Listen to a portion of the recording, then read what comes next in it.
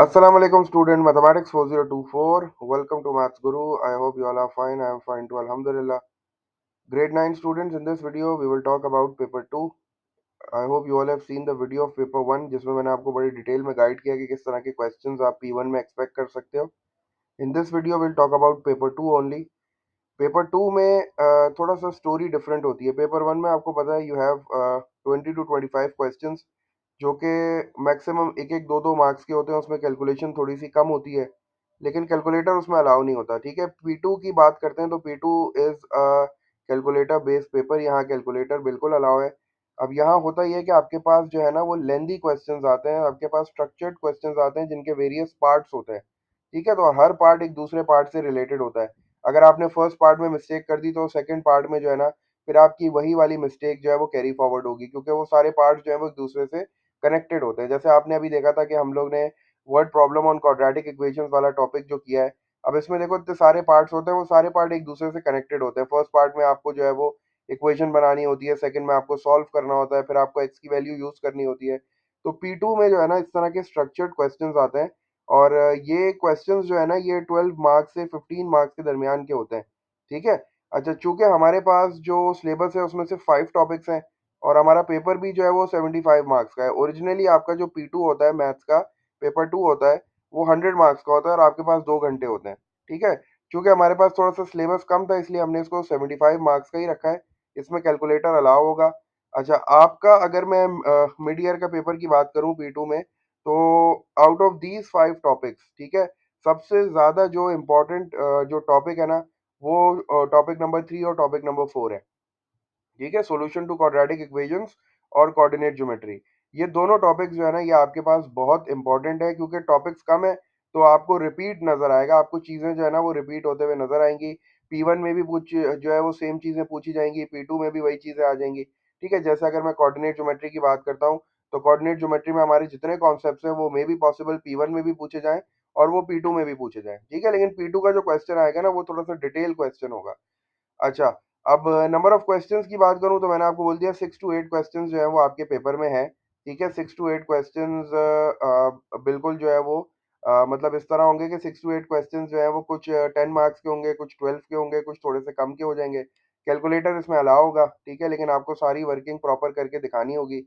Numbers के topic की बात करते हैं तो नंबर्स की वेटेज जो पेपर 2 में ना ये बहुत कम है. आप इस टॉपिक को जो है ना वो छोड़ सकते हो बिल्कुल. नंबर्स जो है ना वो बिल्कुल P2 में नहीं पूछा जाता, क्योंकि ये जो है बगैर कैलकुलेटर के करने वाला टॉपिक है. तो नंबर्स की अगर आप मुझसे वो पूछते हो वेटेज के साथ क्या नंबर्स आ सकता है P2 में, तो नंबर्स नहीं आ सकता. बिल्कुल बहुत कम इसकी जो है ना वो वेटेज है. तो अभी फिलहाल अगर तुम ऐसे सोच रहे हो तो तुम नंबर्स को स्किप कर सकते हो P2 के लिए.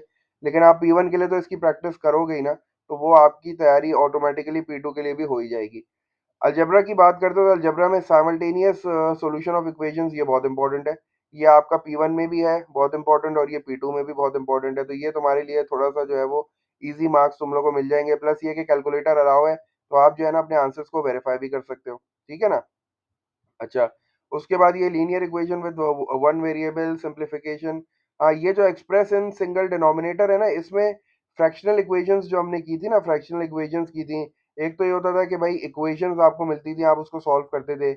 एक हमने इस तरह के क्वेश्चंस किए थे एक्सप्रेस एज सिंगल डिनोमिनेटर. तो ये वाले क्वेश्चंस जो है ना ये बिल्कुल P2 में भी पूछे जा सकते हैं. P1 में तो आएंगे ही आएंगे इंशाल्लाह, P2 में भी ये पूछे जा सकते हैं. इसके अलावा सब्जेक्ट मेकिंग है. सब्जेक्ट मेकिंग का मतलब है आपको एक आपको फॉर्मूला मिल जाएगा और वो बोलेगा इसका जो है ना सब्जेक्ट चेंज करके दिखाओ. तो ये बिल्कुल P2 में पूछे जा सकते हैं. इसके अलावा factorization and expansion of linear and algebraic linear and quadratic expressions, इसकी भी वेटेज कम है, ये भी पूछा जा सकता है लेकिन इतना इंपॉर्टेंट नहीं है. ये P1 के लिए बहुत इंपॉर्टेंट था. फैक्टराइजेशन का मतलब हो गया मिडिल टर्म से जैसे आप फैक्टराइज करते हो, कॉमन लेके आप फैक्टराइज करते हो. ठीक है, तो ये काम आप कर सकते हो. अच्छा, फिर उसके बाद ये सब्जेक्ट ऑफ द फॉर्मूला वही चीज आ गई दोबारा.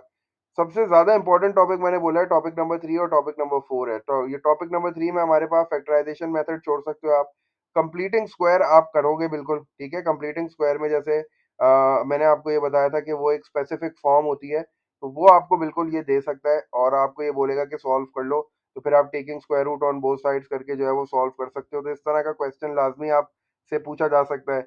इसके अलावा क्वाड्रेटिक फॉर्मूले का तो लाजमी P2 में ही आता है. तो ये तुम्हें अच्छी तरीके से आना चाहिए. फॉर्मूला आपको फॉर्मूला शीट मिलेगी ठीक है, और उसमें जो है वो क्वाड्रेटिक फार्मूला लिखा हुआ भी होगा, लेकिन ये कि आप उसको याद कर लो तो फॉर द सेफ साइड अच्छा हो जाता है। कि आपको फार्मूला याद होता है ना, तो आप फिर एक फ्लो में उसको लिख भी लेते हो, लेकिन आपको फार्मूला शीट मिलेगी, उसमें ये फार्मूला लिखा हुआ होगा। अच्छा, दूसरा फिर ये है कि word problems involving quadratic equations. ठीक है, अब ये बड़ा इंपॉर्टेंट टॉपिक है भाई, इसके बगैर तो P2 कंप्लीट ही नहीं है। तो word problem of quadratic equations में जो है ना, ये समझ लो कम से कम 15 मार्क का क्वेश्चन जो है ना, ये आपका सिर्फ इसी टॉपिक का बनेगा। इसमें आपकी एक्सरसाइज 1D है। आपने D3 में देखा होगा, जब हम लोग एक्सरसाइज 1D कर रहे थे, उसमें काफ़ी सारे प्रॉब्लम्स थे, वर्ड प्रॉब्लम्स।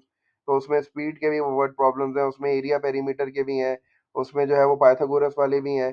तो आपको सारे वर्ड प्रॉब्लम्स करने हैं अच्छी तरीके से, वरना ये क्वेश्चन 15 मार्क वाला जो है ना, ये आपका क्वेश्चन रह जाएगा।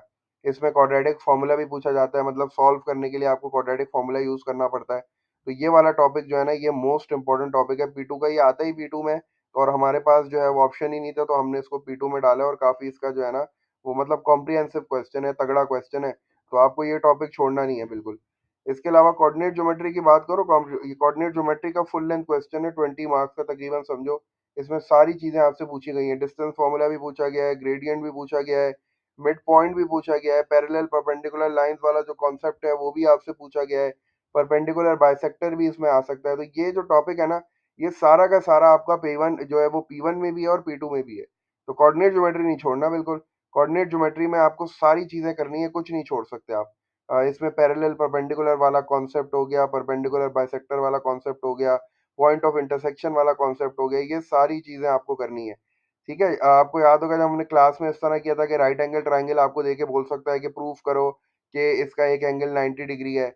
और तो ये वाले इस तरह के क्वेश्चन जिसमें आपको दो ग्रेडियंट्स निकालनी है, प्रूफ करना है कि लाइन परपेंडिकुलर है, दो ग्रेडियंट्स निकाल के प्रूफ करना है कि लाइन पैरेलल है। तो इस तरह के क्वेश्चन जो है ना, उनकी प्रैक्टिस करना लाजमी, क्योंकि P2 में ये सारी चीजें आपसे पूछी जाती हैं। एरिया कैसे निकलता है ट्राइंगल का, एरिया रेक्टेंगल का कैसे निकलता है, तो ये सारे फॉर्मूलाज आपको आने चाहिए।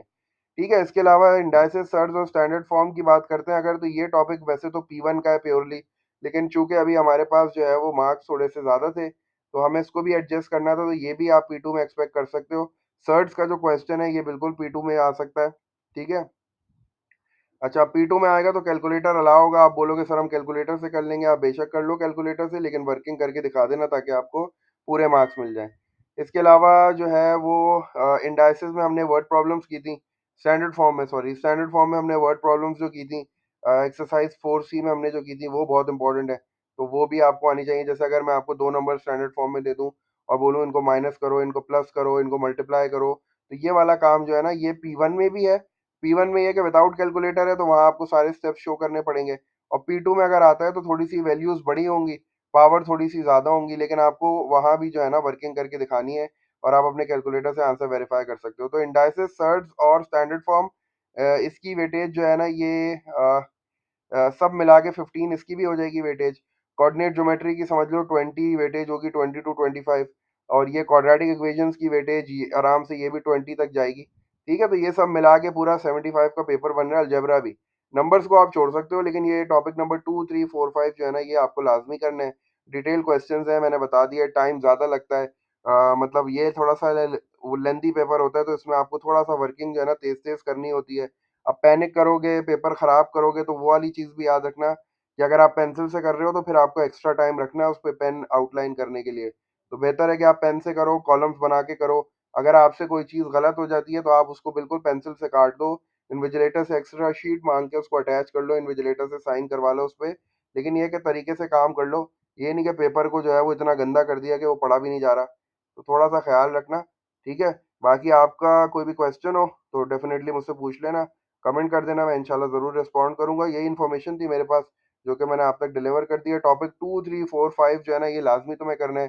सबसे इंपॉर्टेंट टॉपिक जो है वो 3 और 4 है, इसके बाद 5 है, और फिर आखिर में जो है वो टॉपिक नंबर 2 है। ये कोऑर्डिनेट ज्योमेट्री में कुछ नहीं छोड़ना भाई, कोऑर्डिनेट ज्योमेट्री में आपको सारी चीज़ें करनी है, कोई कॉन्सेप्ट नहीं छोड़ना है।